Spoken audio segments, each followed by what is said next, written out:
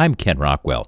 Let's take a look at Canon's newest RF 10 to 20 millimeter f4LIS STM zoom, which is, at least of this writing, is the world's widest zoom lens for any format of camera. Let's take a look at some of the pictures I can make with this lens. This is the Mono County Museum in Bridgeport, California. This is shot on my R5 Mark II at 12 millimeters at f10 at a 400th at auto ISO 100. And of course, everything is super sharp. I can zoom in here on the original 45 megapixel image. Of course, it's sharp in the center. And as we go out to the corners, it is sharp. But that's never a problem. The concept of worrying about sharpness is usually it's bad photographers that make unsharp images. Pretty much every lens I've tested that's been introduced since 2010 has been miraculously sharp. And any lack of sharpness is usually a lack of sharpness on the part of the person shooting. Of course, if you just want to shoot it at 17 millimeters, here's the Bodie Mercantile store in Bodie, California.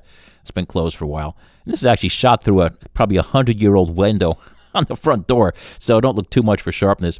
But this is the sort of result you get if you want to shoot at, say, 17 millimeters.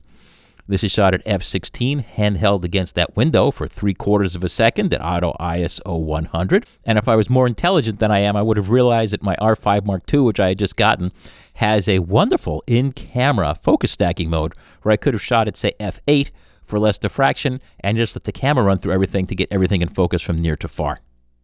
Here's an interior of a fine home in Bodie, California. This is shot at 10 millimeters at f11 handheld against a wobbly, empty window frame. There's no glass, just a window frame. It's an abandoned house for 3/4 of a second at auto ISO 100.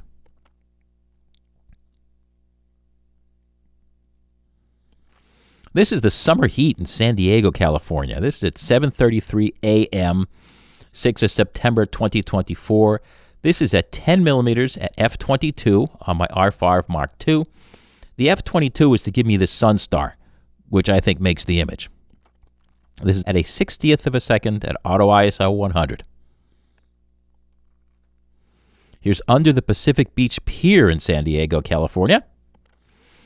This is at 10 millimeters, wide open at f4, handheld at a 10th of a second at auto ISO 320.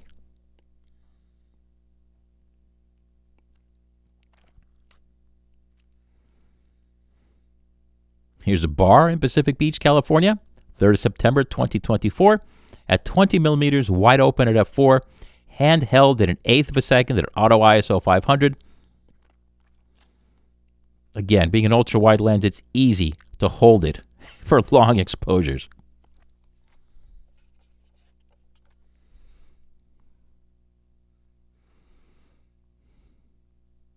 It covers over 130 degrees diagonally without distortion.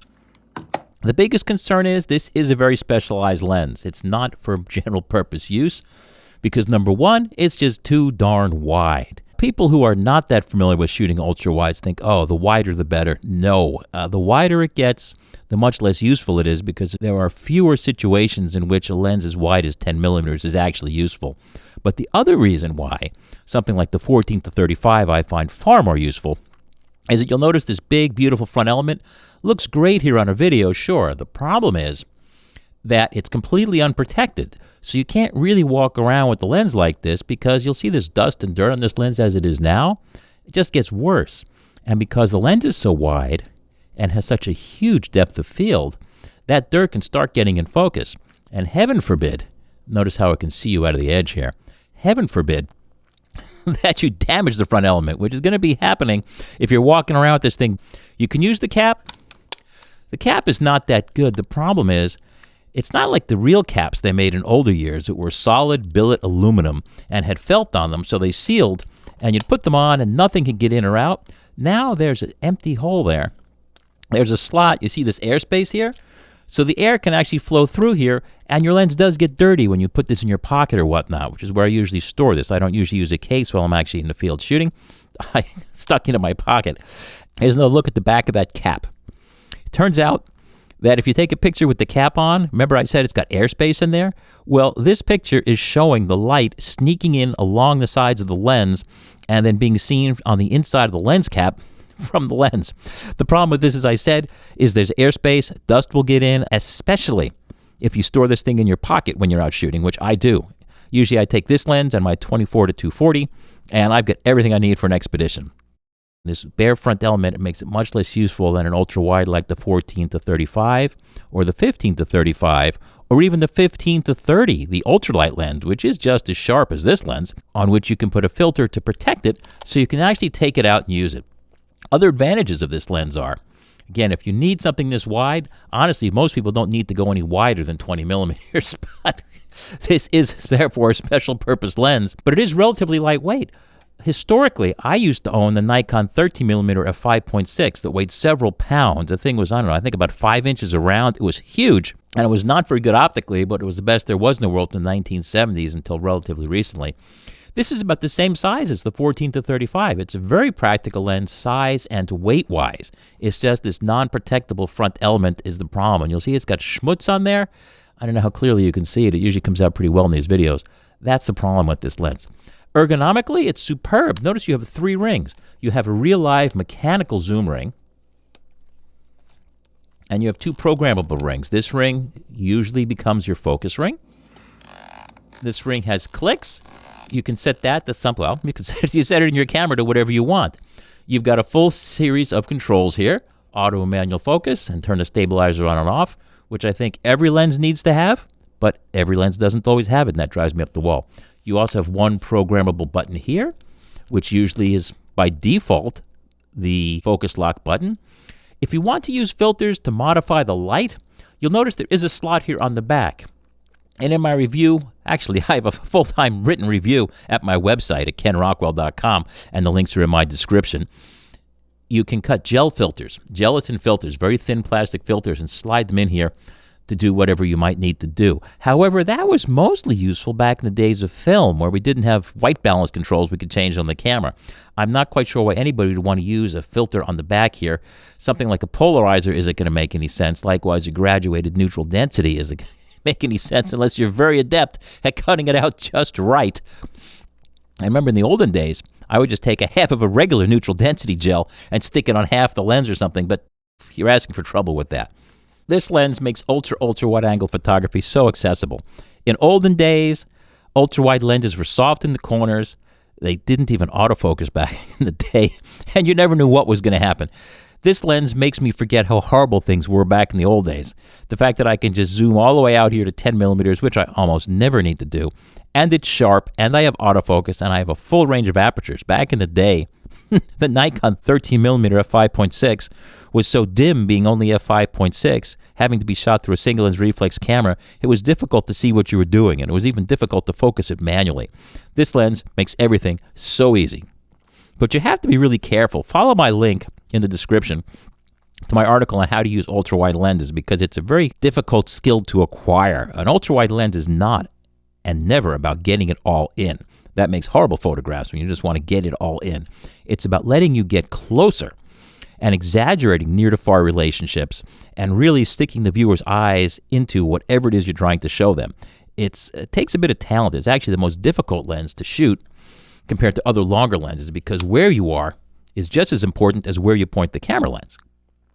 What's interesting too is when you get really short, the difference between 11 millimeters, which the wonderful EF 11 to 24 millimeter f4 LUSM offers, this one goes it goes to 10 rather than going to 11, the opposite of audio work. However, 10 millimeters is significantly wider than 11 millimeters.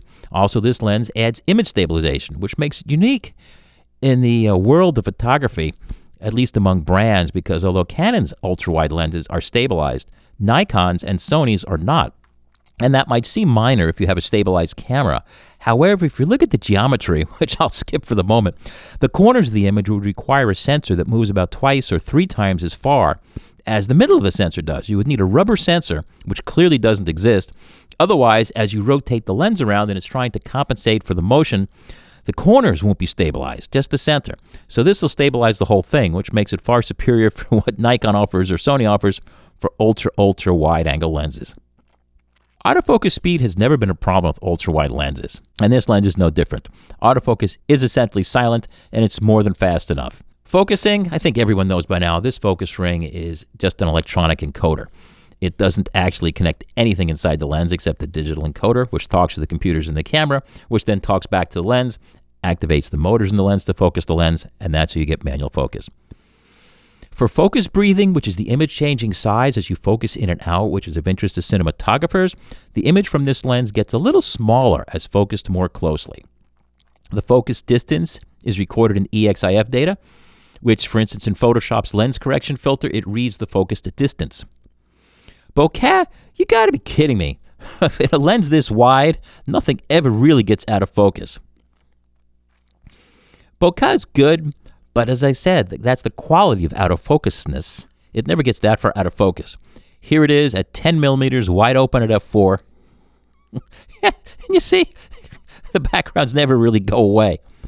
So it doesn't really matter how busy or not they are. In other words, the quality of defocusedness. Here it is at 20 millimeters, wide open at a 12/50th at auto ISO 100. And again, with the lens this wide, never really gets it far out of focus. There's no distortion shot in camera because it is electronic distortion correction. As you can see here, everything is ultra clean. And guess what? You can't turn off the distortion correction, at least in my R5 Mark II, so you're not going to see distortion. My apologies if you shoot raw data instead of actual photographs. I don't ever shoot raw data. You may or may not see the correction applied depending on whatever software you use to try to convert that raw data into an actual photograph. There is no hood available. These little pedals are just to protect you from banging this lens onto things when you're walking around. It doesn't actually do anything. Look at that. I mean, you can see the lights reflected in the front element. It's a lens this wide. The only way to protect this lens is honestly the way I work with all my lenses. I don't use lens hoods. I just hold my hand to block the light. If that light's shining in my lens, I do that. This is a far more effective way to shield the lens than using an on-lens hood.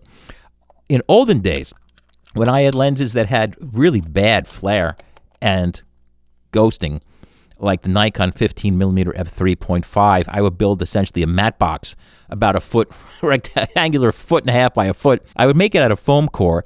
I would put black, fuzzy contact paper on it to make it really dark and cut it exactly to size, and that would work pretty well, but gosh, it was a pain in the neck to carry around out in the field.